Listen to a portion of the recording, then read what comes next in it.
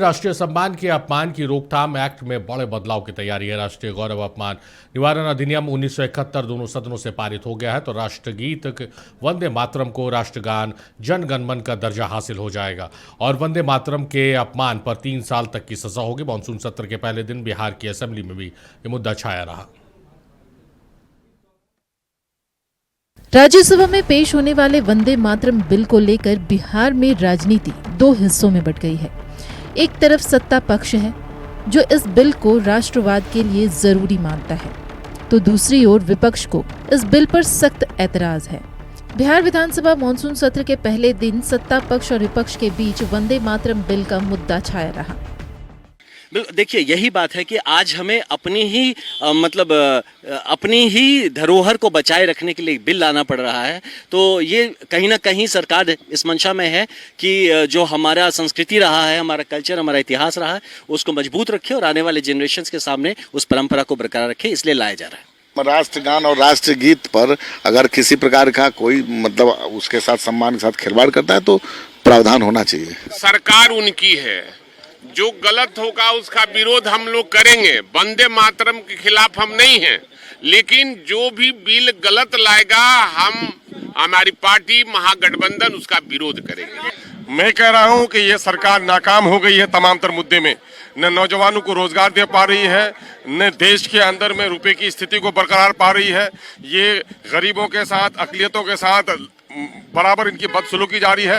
धर्म के नाम पर राजनीति कर रही है सरकार। ऐसे तमाम तर मुद्दे, जिन मुद्दों से समाज में विवाद पैदा हो रहा है, उन तमाम तर मुद्दों को ये उखाड़ते हैं और ये कहीं न कहीं से देश के अंदर में जो सहिष्णुता है, जो मोहब्बत है, जो अनेकता में एकता है, उसको खंडित करने का अपवित्र प्रयास कर रही है सरकार।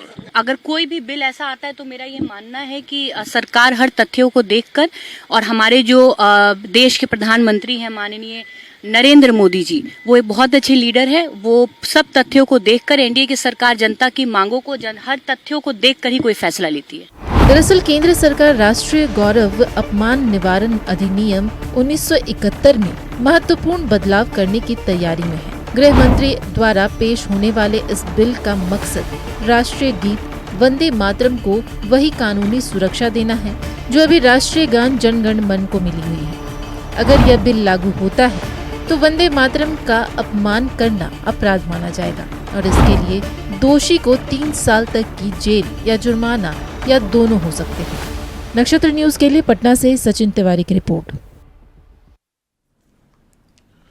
सचिन हमारे सहयोगी हमारे साथ पटना से लाइव जुड़े हुए, सीधे उनका रुख करते हैं। सचिन, आज वंदे मातरम का मुद्दा दिल्ली से लेकर बिहार तक गरमाया रहा और देश की सियासत और बिहार की सियासत में भी इसकी गूंज सुनाई दी। किस रूप में विपक्ष इस मसले को देख रही है? बिल्कुल इब्राहिम, आपने सही कहा कि जो वंदे मातरम का जो बिल आज राज्यसभा में सदन के पटल पर रखा जाना था, अमित शाह के द्वारा रखा जाना था। हालांकि विपक्ष के भारी हंगामा के बीच आज ये बिल पारित नहीं हुआ, आज बिल नहीं रखा जा चुका है।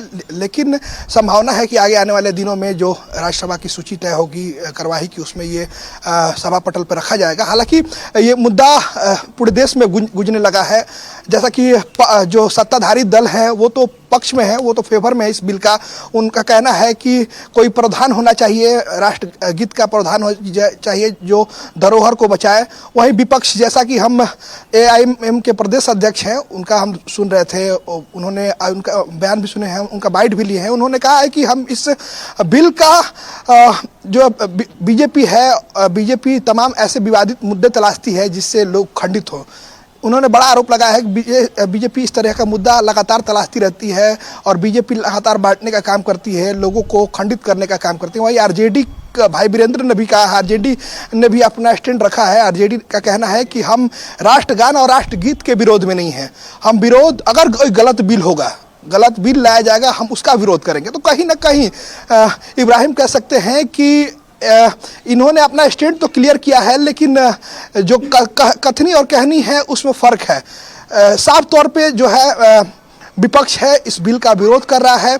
जो ये बिल लाया गया है, इस बिल में कई ऐसे प्रावधान हैं जो कि इस बिल में जो वंदे मातरम जो है उसमें जो लोग रोकथाम करेंगे, जो लोग इस बिल का समर्थन नहीं करेंगे, हालांकि वंदे मातरम जब बजेगा, राष्ट्रगान होगा तो राष्ट्रगीत अनिवार्य किया गया है। अगर जो लोग रोकथाम करेंगे, इसमें बाधा पहुंचाएंगे, उनको इस बिल में 3 साल की जुर्माना के साथ साथ सजा भी हो सकती है। तो हालांकि इब्राहिम, जिस तरह से देखा गया कि आज लोकसभा में, माफ कीजिएगा, राज्यसभा में आज अमित शाह के द्वारा ये बिल रखा जाना था, बिल लाया जाना था, लेकिन भारी हंगामा के बीच जो विपक्ष के द्वारा भारी हंगामा किया गया, उसके लेकर ये बिल आज नहीं लाया गया है। अब आने वाले दिन में जब ये बिल आएगा, जब इस बिल पे चर्चा होगी, तब समझ में आएगा कि इस बिल में क्या कुछ आगे सामने निकल कर आता है। क्या ये बिल सीधी तौर पे पारित होती है या इस बिल को वही रोकथाम दिया जाता है। हालांकि जो बीजेपी ने ये बिल लाया है,